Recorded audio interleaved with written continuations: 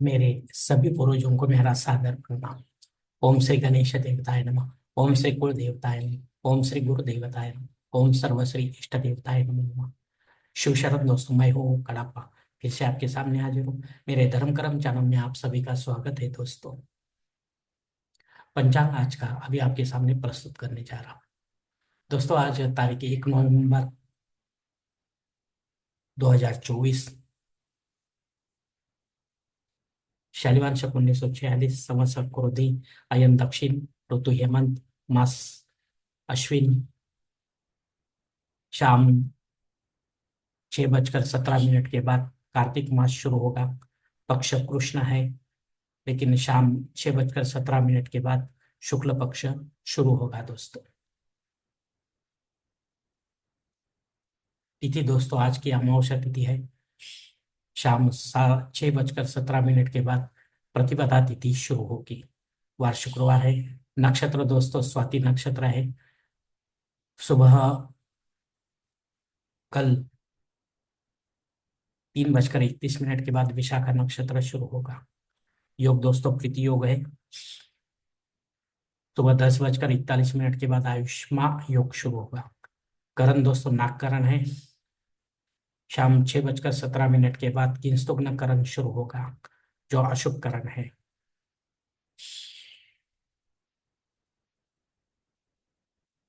प्रमुख ग्रहों की राशि स्थिति सुबह 5:30 कुछ इस तरह होगी।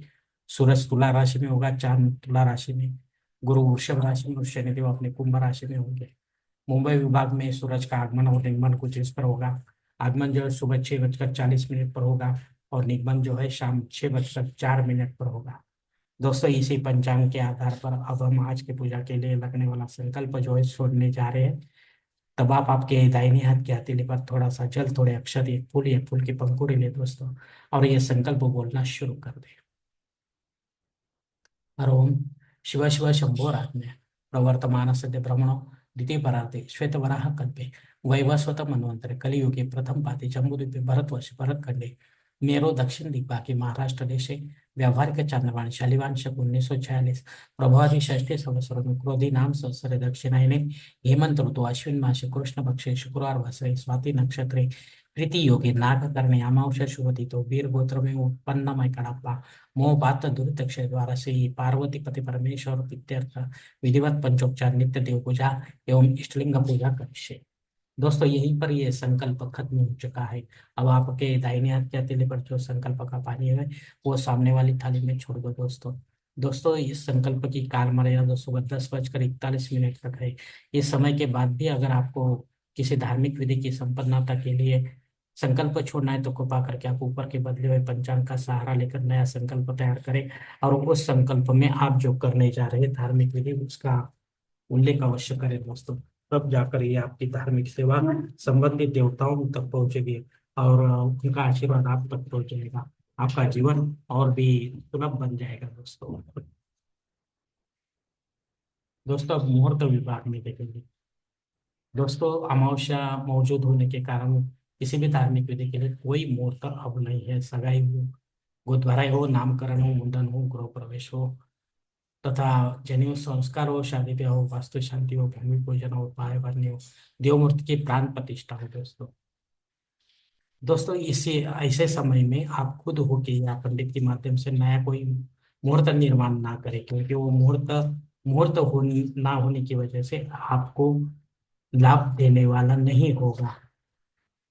आपका समय और पैसा व्यर्थ जाने की संभावना है दोस्तों।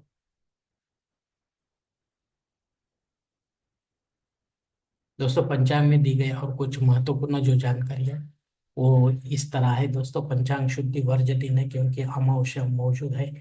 दिन विशेष दोस्तों दर्श अमावस्या है इसी दिन, क्योंकि ये दिवाली महापर्व शुरू है और ये चौथा दिन है आज का।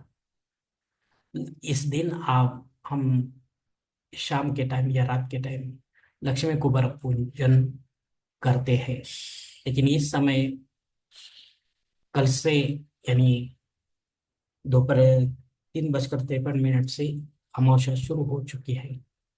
तो आज शाम हमें बहुत ही कम, यानी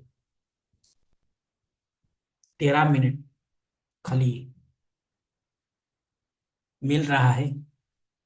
लेकिन 13 मिनट मिलते हुए भी दोस्तों, वो 13 मिनट कार्तिक मास का है, क्योंकि कार्तिक मास शुरू हो रहा है शाम 6:17 के बाद। और जब सूर्यास्त के बाद जो हम बात करेंगे, तो सूर्यास्त के बाद पंचांग शुद्धि तो नहीं है, क्योंकि किस्तु नकरण या शुभकरण शुरू होता है। तो हमें शिवलिंग मुहूर्त का सहारा लेना होगा। लेकिन शिवलिखित मुहूर्त ये 1.5 घंटे का होता है सर्वसाधारण। और वो दो सूर्यास्त के बाद दो जो मुहूर्त है वो अशुभ है। इसमें हमें माता की पूजा नहीं करनी है, लक्ष्मी की, कुबेर की, धन के देवताओं की। तो हमें आज के दिन सूर्यास्त के पहले 2 घंटे प्रदोष काल यहाँ जरूरी नहीं है दोस्तों। और प्रदोष काल भी अगर जरूरी हम समझते हैं, तो सूर्यास्त के पहले 2 घटी और सूर्यास्त के बाद 2 घटी, ऐसा जो समय होता है उसे प्रदोष काल कहा जाता है। और प्रदोष काल में भगवान शिव की पूजा होती है, और किसी देवता की नहीं होती। माता लक्ष्मी की अगर करनी है आपको, तो उसके लिए प्रदोष काल की जरूरत नहीं है। तो अमावस्या जब शुरू है 2 घटी पहले सूर्यास्त के, और वो मुहूर्त है 1.5 घंटे का मुहूर्त है, वो शुभ है, शिवलिखित मुहूर्त है, अमृत मुहूर्त जिसे हम कहते हैं। तो उस में भी सूक्ष्म से अगर देखा जाए तो 2 घंटे हमको लेना है, यानी 24-48 मिनट हमको लेना है। तो इस 48 मिनट में हमको ये जो पूजा है माता लक्ष्मी के और कुबेर देवता की करनी है दोस्तों। इससे इसके पहले हमें सब तैयारी करके इसी समय में पूजा स्टार्ट करनी है। इसमें भी लक्ष्मी और कुबेर पर जो हम अभिषेक लेंगे दोस्तों, वो अभिषेक बहुत, जो पूजा का सर्व सबसे ज्यादा महत्वपूर्ण जो अंग होता है वो अभिषेक होता है। बाकी चीजों की जरूरत नहीं होती है। अगर होती भी है तो उसके लिए समय की जरूरत नहीं होती है।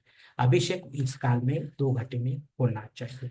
पूजन हो जाए तो बहुत ही अच्छा है दोस्तों।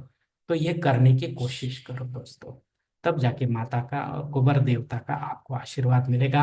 आपको धन की कमी पूरे साल में नहीं पड़ेगी दोस्तों, ऐसा कहा जाता है। लेकिन इसमें भी प्रारब्ध की बात आती है। वर्धमान महावीर जो तीर्थंकर है जैन धर्म के, 24वें अंतिम, इनका निर्वाण का दिन है। इसी दिन इनको मोक्ष की प्राप्ति हो गई थी दोस्तों। तो इस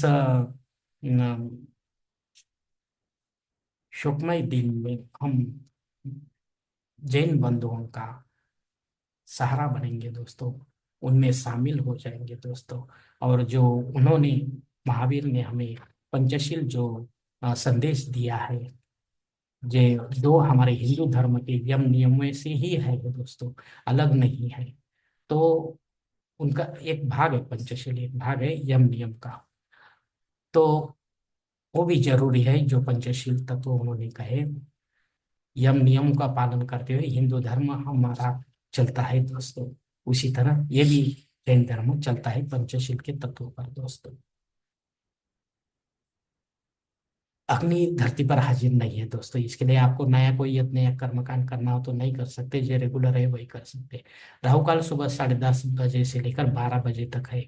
इस काल में आपको महत्वपूर्ण काम नहीं करने, वरना आपका काम बिगड़ सकता है। अगर इस समय के अलावा आप काम करेंगे, आपका महत्वपूर्ण, तो हो सकता है उसमें आपको यश की प्राप्ति हो दोस्तों, क्योंकि ये प्रभावी काल होता है राहु का दोस्तों। प्रमुख वक्री ग्रहों में फिलहाल शनि और गुरु दोनों वक्री हैं दोस्तों। शनि जो है 18 नवंबर तक स्तंभी वक्री रहेगा, फिर 1-2 दिन बाद स्तंभी होके फिर से पहले जैसा मार्गी हो जाएगा। गुरु है दोस्तों दूसरा ग्रह, जो 12 अक्टूबर से ही वो बकरी हो गया है। मुझे पंचांग में देने में अम, देरी हो गई, बहुत ही देरी हो गई दोस्तों, इसके लिए मैं क्षमा चाहता हूँ। इसके पहले ही आपको 12 तारीख से मैंने बताना चाहिए, लेकिन नज़रअंदाज से मैं भूल गया हूँ। तो 12 अक्टूबर से वो बकरी है दोस्तों, इसके पहले वो स्तंभी हुआ था, स्तंभी होके फिर पीछे पीछे जा रहा है दोस्तों। तो 7 जनवरी तक हो जाएगा 2025 तक। फिर एक दो दिन स्तंभी होके फिर पहले जैसा मार्गी हो जाएगा। तो ये गुरु और शनि जो सबसे बढ़िया ग्रह जो है, जैसे आपके कुंडली को है शुभ या शुभ, वैसे ही आपको फल वो प्रदान करेंगे। ये ध्यान में रखो दोस्तों। धन्यवाद दोस्तों। आज का ये पंचांग जो है, हिंदी पंचांग, मैं खत्म करता हूँ। अगर आप मेरे विचारों से सहमत है तो कृपा करके मेरा धर्म कर्म चैनल लाइक करो, सब्सक्राइब करो, आपके मित्र परिवार के साथ शेयर करो दोस्तों, और आपका कमेंट्स जरूर दे दोस्तों। और मेरा अगला वीडियो आप तक पहुंचने के लिए बेल बटन अवश्य दबाएं। धन्यवाद दोस्तों। आज का ये हिंदी पंचांग मैं यहीं पर खत्म करता हूँ। धन्यवाद। हरिओम। शिव शंभो महादेव। अगली मुलाकात होने तक आप खुश रहे, प्रसन्न रहे और आनंदी रहे दोस्तों। धन्यवाद। हरिओम शिव शंभो महादेव।